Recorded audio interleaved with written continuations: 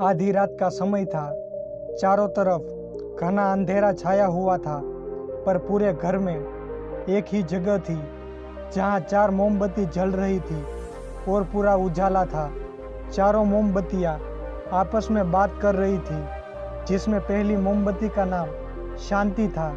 शांति ने सभी मोमबत्ती से कहा, मैं इस दुनिया को देखकर बेहद दुखी हो रही हूँ। चारों तरफ आज लूट समेट, आपाधापी और लड़ाई झगड़े का बोलबाला है। इसी तरह की परिस्थिति में यहाँ रहना बेहद कठिन है। इतना कहकर शांति बुझ गई। दूसरी मोमबत्ती का नाम विश्वास था।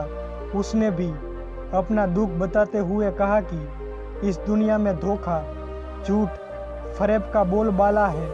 यदि ऐसा ही चलता रहा तो मेरा वजूद खत्म हो जाएगा। मैं भी दुनिया में नहीं रह सकती। ऐसा कहकर वो भी बुझ गई। इसी बीच तीसरी मोमबत्ती भी बोल उठती है कि मेरा नाम प्रेम है।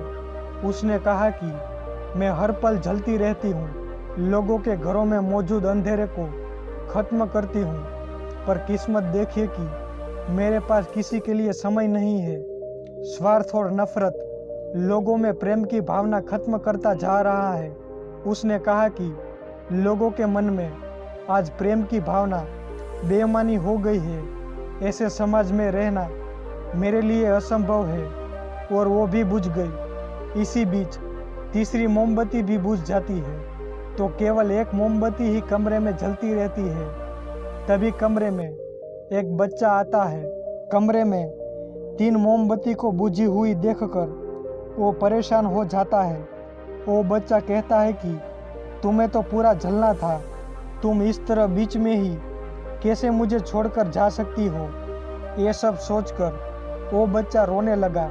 कमरे में मौजूद चौथी मोमबत्ती जो जल रही थी, वो ये सब देख रही थी।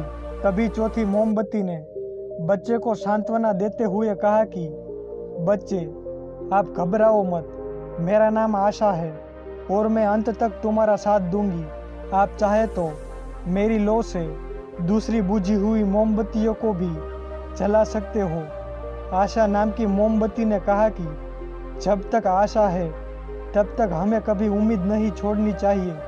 इतना सुनकर बच्चा खुश हो गया और उसने तीनों मोमबत्तियों को दोबारा फिर से जला दिया।